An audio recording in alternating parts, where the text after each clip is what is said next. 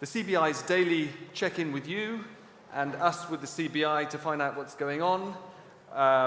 We're going to try over the course of the next half hour to focus in on consumerism, shopping, sustainability, how climate and the debate of these 2 weeks affects us as individual consumers. But first, and I will introduce our stellar guests as we come to them, I wanted to start with Tracy Black, who is Director for Scotland of the CBI, not least because the other day, as you were saying just before we came on, you were talking to John Kerry, the climate envoy, and this is more a business question.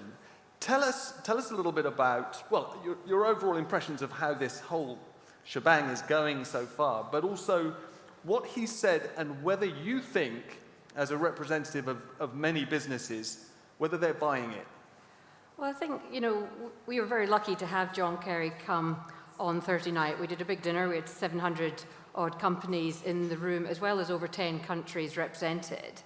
And the reason he was there and took himself away from the negotiations was to address that audience. And why is business so important to him and government around the world? It's because, as was acknowledged last week, this is going to take trillions of dollars. And that money is going to come from both the private and public sector. But it will be private sector that does the innovation, does the R&D.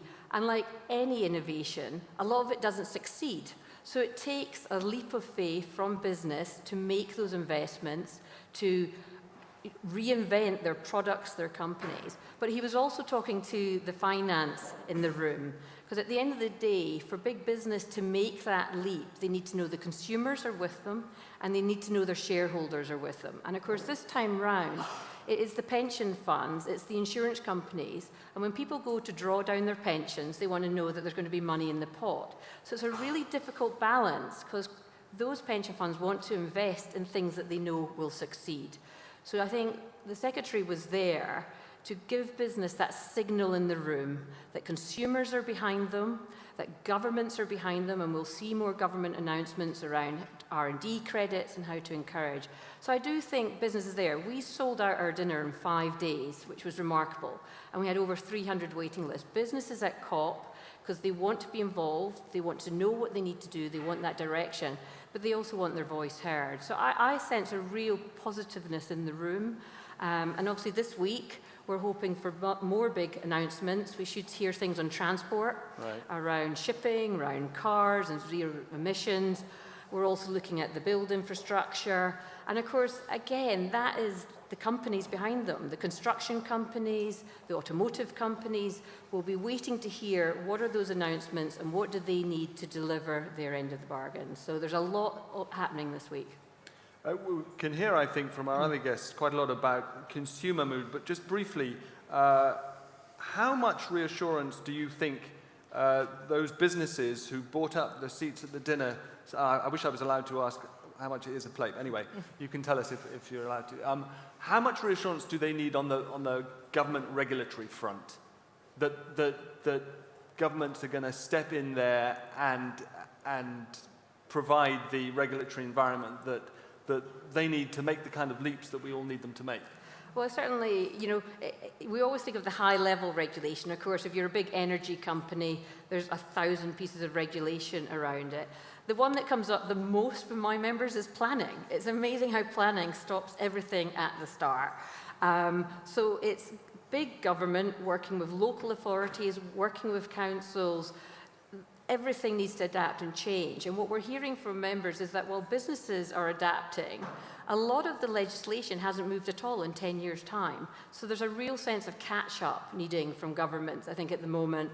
And that's everything from our health and safety regulation, of course. We want new products, and they need to be as safe as they were before, but they now need to account for sustainability in them. So I don't think we can underestimate the amount of work that government, and I say local government, have to do to be that enabler for business to come through. Okay, thanks very much. Let's do a little bit of a, not a handbrake turn, but a second gear turn. Claire, I want to come to you. You're Director of Insights and Innovation at WRAP, and WRAP works with businesses, a whole bunch of initiatives, as far as I can tell, but including on food, textiles, and plastics. Today is Adaptation Day, right? How much are consumer-facing businesses and their customers going to have to adapt? Or, let's translate this shorthand, are we going to have to reinvent shopping?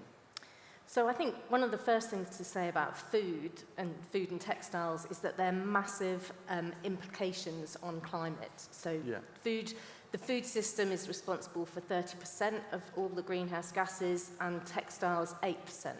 So what we've got to do is we've got to tackle those systems head on. So at WRAP, as you say, we run a number of initiatives that are across the whole supply chain, looking for those technological solutions, innovations that are going to move the system on and change the system. But what is massively important is the consumer at the end of the day. With food waste, we know 70% of the food waste occurs in the home. So we need citizens to buy what they need and eat what they buy. And we know that from a textiles point of view, we're overbuying and underusing the clothes that we own. So we need to tackle that, and we know through research that consumers are really keen on repair. You know, you're wearing a Patagonia, that comes with, you know, it can be repaired. So different models, so repair models, different leasing models, not only just renting. You know, if you're going to a fancy dinner, you can go out and rent your evening clothing rather than buying it. But also subscription models. So, you know, you pay a certain amount a month. If you're massively into clothes, you know, you can have those models. But can I just ask about that? We read about it, we hear about it, the odd influencer will be doing it, but on a mass scale, I mean, I've got sons, not daughters, but they aren't doing it. Is this like nice to have or already happening? It's starting to happen, and I think, you know, I mean, I've got two kids, teenage kids, or one's a bit older, you know, and they're regular users of Depop, which is a, you know, reselling platform. I myself use Thrift Plus and other various platforms to look for really good quality clothes that can be reused. So I haven't quite entered into the rental market yet, so I haven't had to go out to any had to go to any fancy dinners yet. I didn't get invited to the CBI.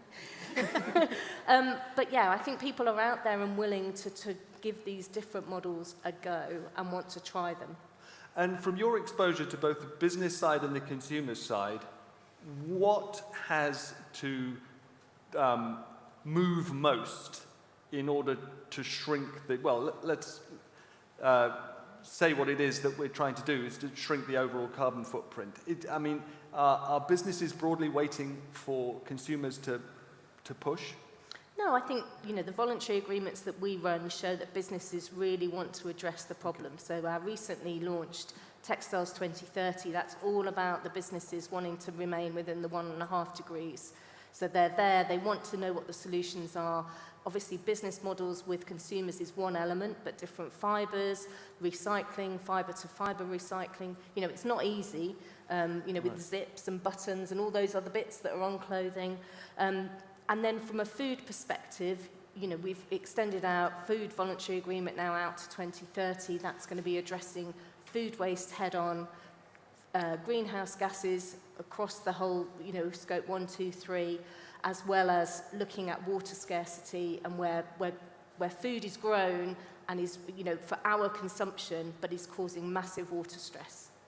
And one more quick question. From the business point of view, are they doing this because it's good business? Or do we have to acknowledge that they're doing it because they want to be on the right side of climate history as well? I'd like to think it's both. Both. And you do genuinely think it's both, do you? Yeah, I think they, you know, they need it for them to have a sustainable future. Right. They need to be in a position where they know what works and how they can set their businesses up to be successful into the future. And it can only be a sort of net zero, low carbon future. Okay, great. Rocio Concha Galguera, Director of Policy. Excuse me, I really need, you know, what do they call them? Half moons. Director of Policy and Chief Economist at Which. You must have access to the best database there is on how consumers are actually responding to all these messages, and perhaps generating them themselves. Give us an overview of how I don't know what the sample size is that you're polling every day, is responding to all the issues that are being discussed at COP. Yeah, so we are seeing definitely the majority of consumers recognizing that urgent action is needed to deal with climate change. And we're seeing a lot of people that want to take action, and they are taking action. But we are seeing that there is a disconnect between what people think is the most impactful thing that you can do versus what is needed.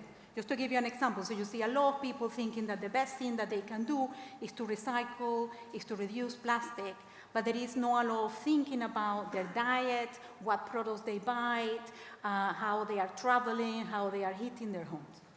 So we're seeing two key barriers across all the areas of consumption for consumers really to engage into this in a meaningful way. One is cost, and the second one is access to trustworthy information. So consumer first, some barriers that, obviously some manufacturers are making claims that this product is more sustainable than this, but there is no real consistency for consumer really to assess what is really sustainable, knowing food, knowing products. To give you an example, for example, on products, when we ask consumers what additional information you want to know to make sustainable choices, they say, I would like to know more about durability, I would like to know more about reparability, and at the moment you don't get that information. So going back to your question and the question you asked before to Claire, that why, is consumer first and business then, or is the responsibility? We need both at the same time. So consumers at the moment are not empowered to drive that change because the information is not there. It's very confusing. So you need the businesses to actually provide this information. You need the government to make sure that that information is provided in a trustworthy, comparable way, and then you have the consumer engaging and making these sustainable choices. So you need the three parties to work together to deliver that. Otherwise, we are not going to see the change at the scale and the pace that we needed. So what does it come down to? Ultimately, are we going to have to... Packaging is already an information panel. Take a yogurt, which we'll come to in a second, on the nutritional content of what's inside. Are we just going to have a whole separate information panel? And does your research indicate that people will pay attention? I think that they will, because you see the appetite. Our research shows that people want to know. But at the moment, it's not very easy when you go and buy food to know what is really sustainable. So I think that going back to your example about using that kind of the green line for healthier diet, we should do the same, but for sustainability. Mm-hmm. And we, by the way, it's not only about information as well. There is the whole system change. So supermarkets, when they are thinking about what offers to put forward, sustainability should also be part of the consideration. How you put the products, how you present the products. Again, all these behavioral insights that, for example, retailers have used all their lives should be used to actually nudge people to be more sustainable. In a nutshell, you need to make sustainable choice the easiest and the cheapest to this to work. Right. Well, that's a whole nother can of worms, isn't it? Because, the most sustainable choice is not necessarily the easiest and the cheapest. Let me ask, is sustainable shopping the luxury, as a middle-class luxury? It shouldn't be. If you think about food, for example, there is a perception that actually eating sustainable or minimizing the impact in the environment by eating is too expensive. But we know that shouldn't be the case. So, for example, if you are moving from, you're reducing the amount of meat that you are eating and you are moving to a more plant-based diet, that shouldn't increase your shopping basket cost.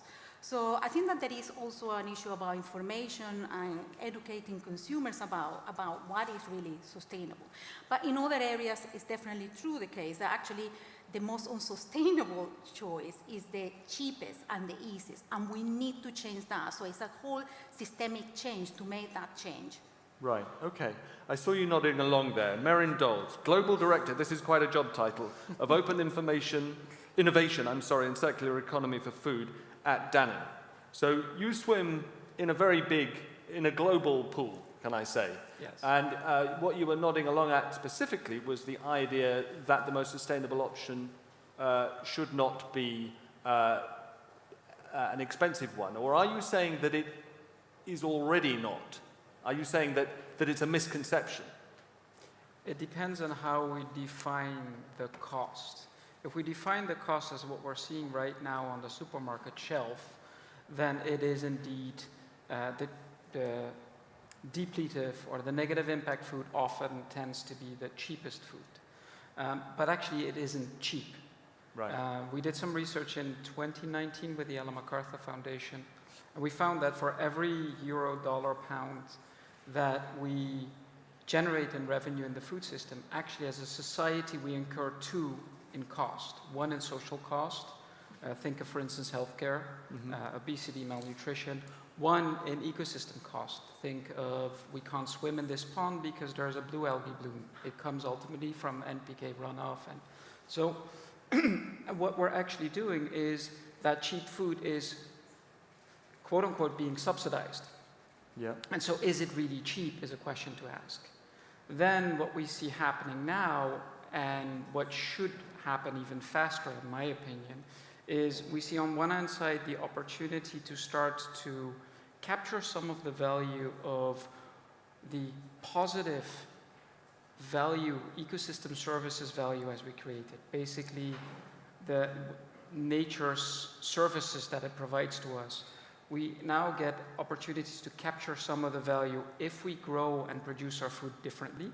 We saw an announcement at the New York Stock Exchange about a month ago of a new asset class called Natural Asset Company, and they estimate that these ecosystem services that are being created every year, they estimate them at $125 trillion US, which is more than the global cumulative GDP. So there's a massive upside potentially if we capture some of that, because now the equation becomes food that does good is actually much more financially attractive.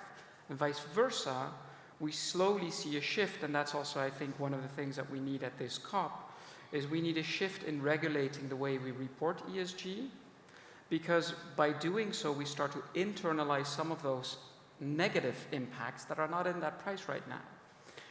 Can I just interrupt? Because as a consumer and a layperson, I'm not sure that I understand how you captured this natural value without charging me more. What we would want in the end is a product that has a negative impact on your own health, and that has a negative impact on the planet. The cost of both of these needs to be in that product. Reflected in the price, okay. And the product that has a positive impact on your own health and a positive impact on the planet, but also on the livelihoods of the people that make it, should therefore be much more affordable. And then you get to the point that you just mentioned, where actually voting with your own money as you stand in front of a shelf becomes the obvious choice. Okay, can you give us an example of something that I could buy this afternoon in Tesco that would serve that purpose, that is both more affordable and more sustainable? And the unfortunate answer to that question is I cannot. So that this is somewhere we have to go, but we're not there yet? Exactly. Okay. And forgive me, I didn't even do GCSE economics. Does this require massive systemic subsidy in the stuff that's good for us, or good for the planet? No. No, and I'll answer that question in two-pronged. I'll bring it back to my job title, but firstly, it doesn't require massive investments. What it requires is regulating the way we report our impact, and what it requires is being able to monetize the positive impact. Okay. So that a farmer moves away from the very notion of a cash crop.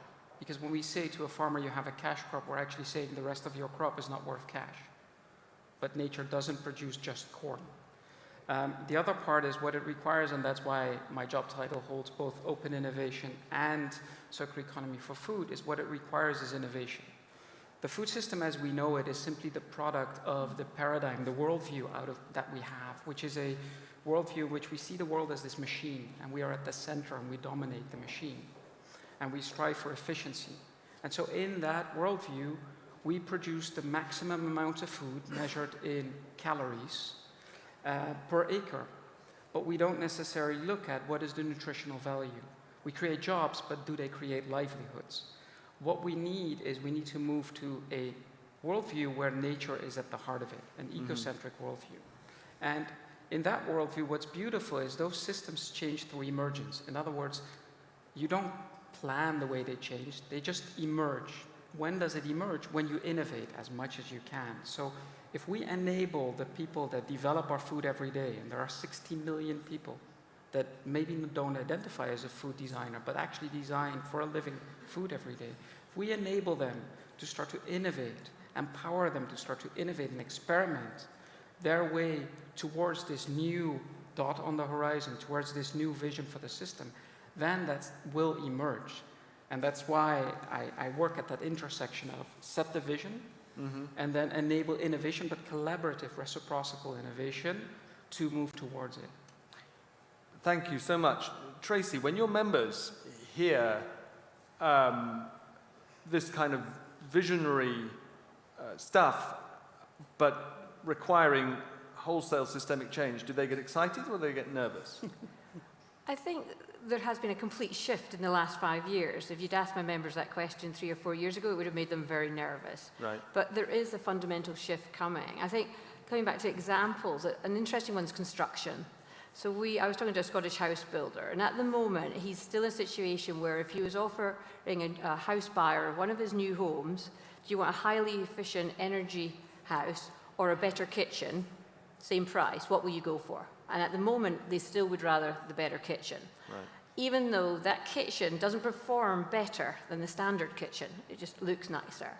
But he knows that that is changing, so they are making their houses higher performance, because he knows very soon the day will come where it's like, well, with house bills, with energy pricing of gas and electricity at the moment, knowing that if you buy that house, you'll live healthier, probably longer, you'll live in a nicer environment, and you can save yourself £2,000 a year. And it's how do we make that connection about being affordable? The fact is that high-performance house is actually more affordable to live in, but it's quite hard for the consumer to see that at the moment. They get the energy performance certificates. It doesn't actually translate into, well, how many pounds are you going to save a year? So I think if you look at those big ticket items like housing, if your construction companies are making that shift, you'll see it right down to the pot of yogurt eventually. And I think that's where business is going, is like we can be 1 or 2 steps ahead of the consumer, but we can't be 3 or 4. Right. So it's just keeping that pace, just pushing them a little bit out of their comfort zone, but not going too far ahead that they get lost. And I think this is what you're alluding to. There's a lot of information out at the moment. I still don't know if I'm supposed to put eggshells into my compost bin or not. And it's trying. I think you are. Yes, you should. I've got a hot composter now, so everything Right. can go in. But you know, it's that conflicting messages we get all the time. Right. Whether it is, I say, a food product, or if you're going to a white good, or you're going to a car. You know, I talked to you earlier about, you know, we've got a big haulage company who's been trialling hydrogen lorries, and he's just had to put in an order of 150 diesel lorries because he can't buy the hydrogen lorries because there is no infrastructure for him at the moment to charge them. So it's all about, he wants to be 3 or 4 steps ahead, but he can't be because the market's not there yet. So we're right at that tipping point, I think. Yeah. It's a fascinating and somewhat depressing example, I have to say. I mean, the idea of an extra 150 diesel lorries, if it's avoidable, but perhaps it isn't avoidable yet on the roads. Rocio and Claire, I want to come to you with essentially the same question while we still have time. So we've heard about sort of big ticket items, you know, kitchen versus house. But from what you see about consumer behavior, what are and we talked a little bit about fast fashion and alternatives to that, but what are the sectors, Rocio, perhaps you first, where you see most change on the part of consumers now and looking ahead? Is it food? Is it fashion? Is it something else that we're not talking about, where people are actually changing their behaviors already?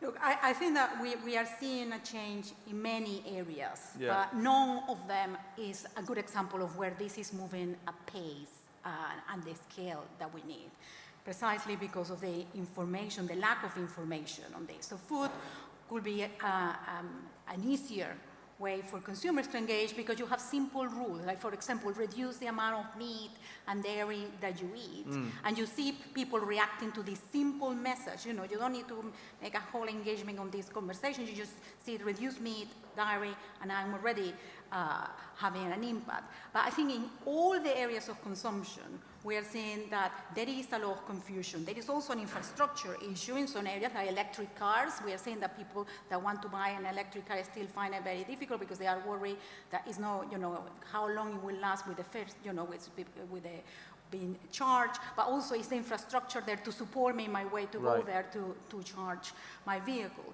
So I think, as we all saying, this is a systemic issue that has to be worked across, with making sure that there is infrastructure, making sure that there is the right information, making sure that we are marketing things in the right way. This example of the kitchen, you know, the consumers are reacting to what marketers are putting out there as a, you know, good lifestyle, for example. If we're marketing this, you know, flats, I'm saying this is what this flat offers you, you will see a change in consumption. So unfortunately, I cannot give you an example where this is going Racing really ahead. well. No, I think that we need to raise our game across all the areas of consumption. My goodness, I'm beginning to think that the influencers who I don't follow and everybody else does are really influential. Yeah. Claire, do you see any sort of spikes in interest in any particular part of the consumer economy? So I think one area, obviously, last year at the beginning of the pandemic and the lockdown, we know we did lots of research, and we know that you know, food waste in the home went down considerably. So people are able to do it. Unfortunately, now that you know, we're a little bit freer, probably maybe too free, who knows? You know, the food waste is again on the rise, and that's because we've become time poor, and our sort of skills, basic skills, are not there. So, you know, we know that we can do it. So that was really positive. We just need to kind of re-emphasize to consumers that that's a really good thing to carry on, and just the easiest thing for them to really make a difference, because I think that's what consumers want to know, is that their actions really, really matter. And, you know, for certain things, like reducing food waste, it will have a massive impact, even if that's the only thing that they do. If they kind of got rid of all of that in their life, then that would be a positive thing. Okay, well, we've got a couple of minutes left. Merijn, how can you, in your position, I mean your position as Danone, I'm not necessarily your position within Danone, but how can you help with making that kind of change permanent, the kind of change we saw as a result of COVID permanent? I should say, I've got friends who wish that they could go to the till at the supermarket and unwrap everything and leave it all at the till, and that would send a message that there's a packaging issue to be resolved there. But more seriously, how can you help? I think there's a few ways. The first one, I think, is what we've seen through COVID is a reconnection with where our food comes from and actually our own backyard. And so I think moving to a more distributed, localized or regional system in food enables us to identify with where that food comes from. And a lot of the value that we put into things is also perceived value. And so if that value is there again, then we care more about the very product that we are buying, that we're consuming. So I think that is a major shift that we can contribute. Then it is also enabling the choice, so providing the information on what the impact of that food is. And it's to the consumer, but it's also to our own people that develop the food, so that we can develop the products that actually have the positive impact, and again, that we enable that choice once you're in front of the shelf. That's why we reported our EPS, for example, compensated EPS. So you need to show the impact. Okay, when you're a global producer, how specifically do you help people be aware of the local origins or impact of their food choices? Well, you can be a global producer in a global company, but you can still produce locally. So your milk can still come, and typically comes very locally, and many ingredients can come locally. So it doesn't have to mean that you have to ship everything halfway across the globe. Merijn, Tracy, Rocio, Claire, thank you so much. A lot of subjects, we could have spent an hour on each of them, but I hope it's been worthwhile for everybody to check in with the CBI and great guests and their wealth of knowledge. And there will be another CBI session, roughly the same time, tomorrow. Do join us then. Thanks very much. Thank you.